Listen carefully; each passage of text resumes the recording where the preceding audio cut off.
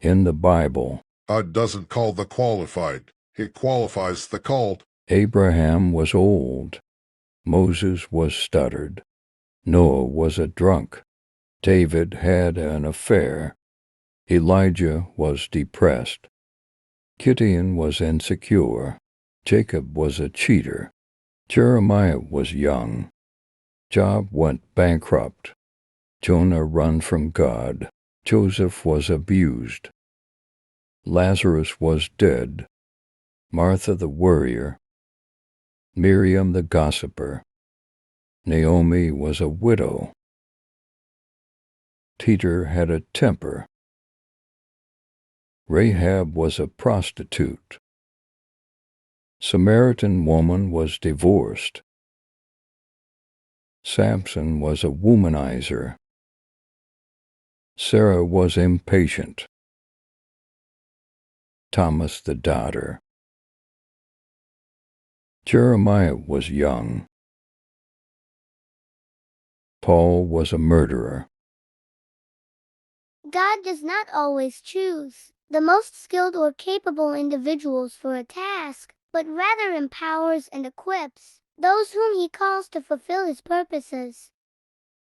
1 Corinthians 1:27. Instead, God chose things the world considers foolish, in order to shame those who think they are wise, and he chose things that are powerless to shame those who are powerful. God often chooses things that the world sees as foolish or weak to show up those who think they are wise or strong. It highlights that God works in ways that may seem unexpected or contrary to human thinking, demonstrating his wisdom and power in unconventional ways.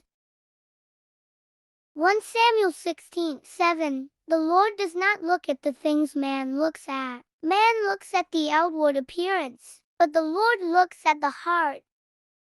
My dear friends, remember this. While people may judge us by outward appearances, God sees deep into our hearts, where our true selves live. He understands our intentions, our struggles, and our deepest desires. This reminds us that God values the goodness and sincerity within us far more than our external appearance. It's a beautiful reminder that what truly matters to God is the love and purity within our hearts.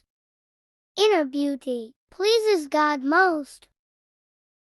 Follow God's Word. Seek Jesus and His kingdom. Thank you for watching.